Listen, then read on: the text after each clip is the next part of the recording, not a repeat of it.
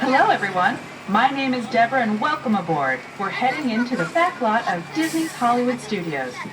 This production area was built in 1988 as a Florida counterpart to the Walt Disney Studios in Burbank, California.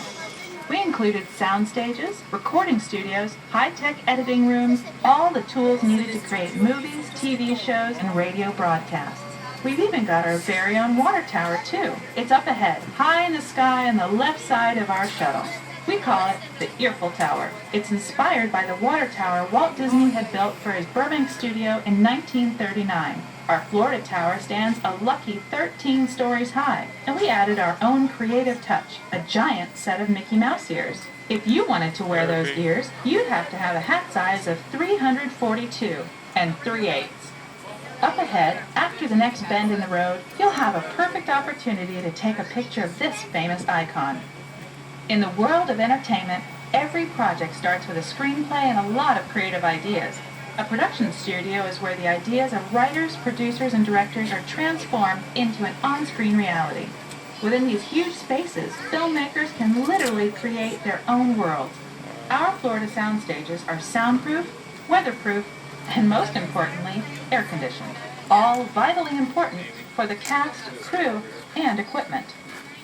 Many of the crafts needed for filmmaking are located right here on the lot. On the left, we have our own greens department. It grows flowers, trees, shrubs, and topiaries. A few well-placed plants can cover up empty spots in the set and add a touch of natural beauty to a scene.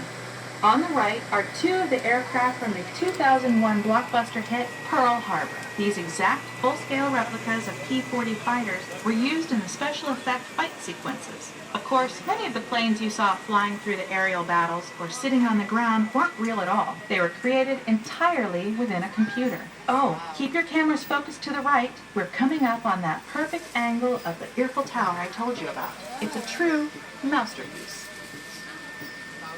We're entering one of our most glamorous and colorful departments, creative costuming. Every star has to have just the right wardrobe, and it all begins here with a designer's sketch. Our team of designers, seamstresses, and tailors can turn 1.5 million yards of fabric into over 25,000 costumes every year.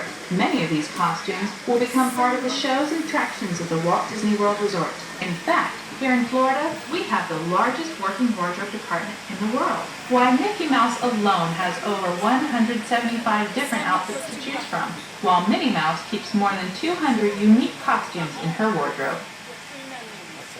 On the left are costumes worn by the stars in recent studio productions. You'll probably recognize some of these costumes from the big screen. Every story needs a setting, and our design staff can create just about any place the script calls for, from an urban city street to a remote desert canyon. On the left is our scenic shop, where large-scale sets and props are built. Our team of set designers, carpenters, artists, and engineers has created caves and caverns, game show sets, even replicas of the U.S. Supreme Court and NASA's Mission Control, all on our sound stages.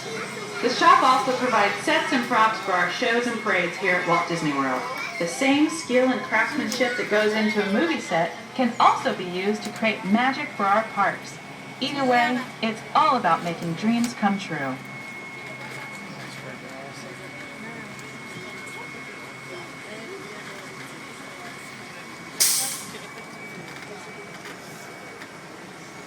We are entering a zone we call the Boneyard. It's an outdoor storage area for oversized props and vehicles. Cars, trucks, boats, planes. We often save these props in case we need them for future productions.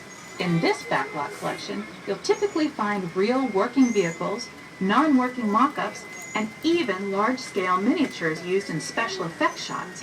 For example, that jet plane is from the 2005 action thriller Flight Plan. Large-scale models such as this one create a more convincing illusion on camera. To add to the illusion, the team even placed small cutouts of passengers in the windows.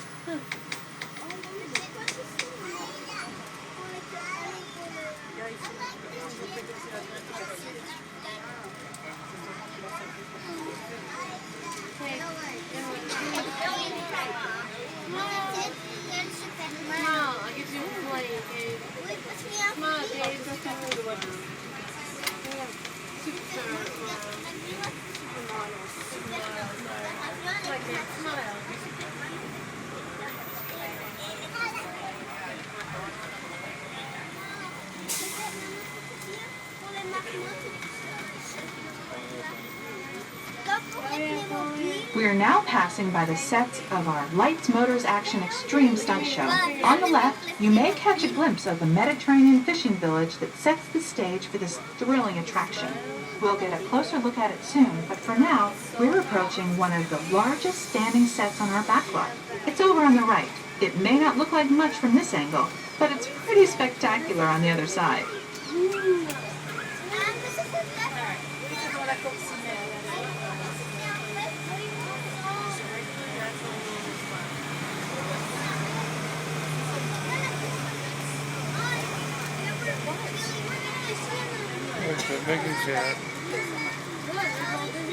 This is great, folks. The production crew has just given us clearance to enter the set. Hello, Backlot Tour. I'm Amy, a production coordinator here at the studios. I can see your shuttle heading toward our canyon set. I've given your driver permission to come in and take a look around. I'm up here with our effects crew, and we're getting ready to shoot a test sequence. Oh, on the way in, you're going to be crossing a wooden bridge, and things may get a little bumpy, so please, hold on to your belongings, especially hats, cameras, and glasses, and keep an eye on any small children in your party. And of course, please remain seated at all times.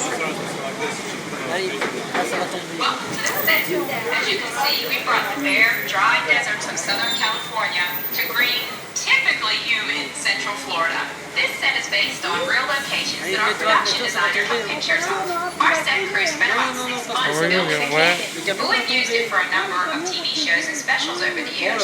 For our upcoming production, the script called for a tanker truck. We found this one in our boneyard, but it was too big to drive into place. So we picked it up with a crane and set it down here.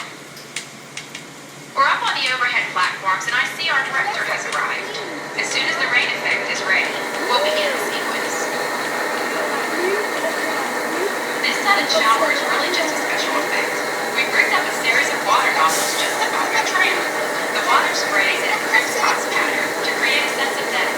When this storm encounters the first wave of the day.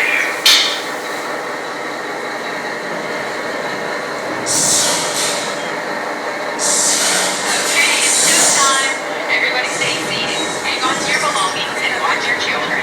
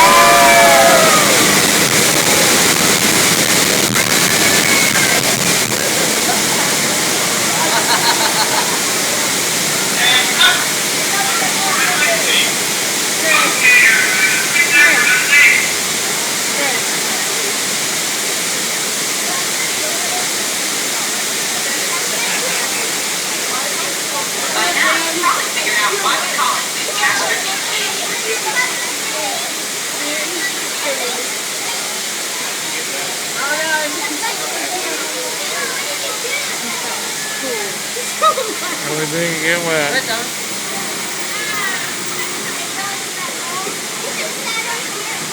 Now, let's go behind the scenes and find out how this spectacular sequence was created.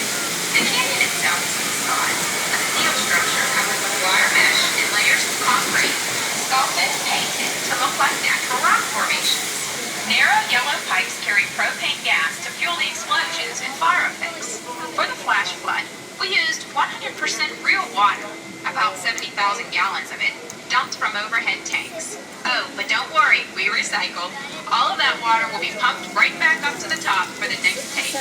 We shoot some of the water through air cannons for an extra dynamic effect. Those air cannons are powerful enough to shoot a basketball over the top of a skyscraper the size of the Empire State Building. To top it off, our shuttle was sitting on hydraulic shaker tables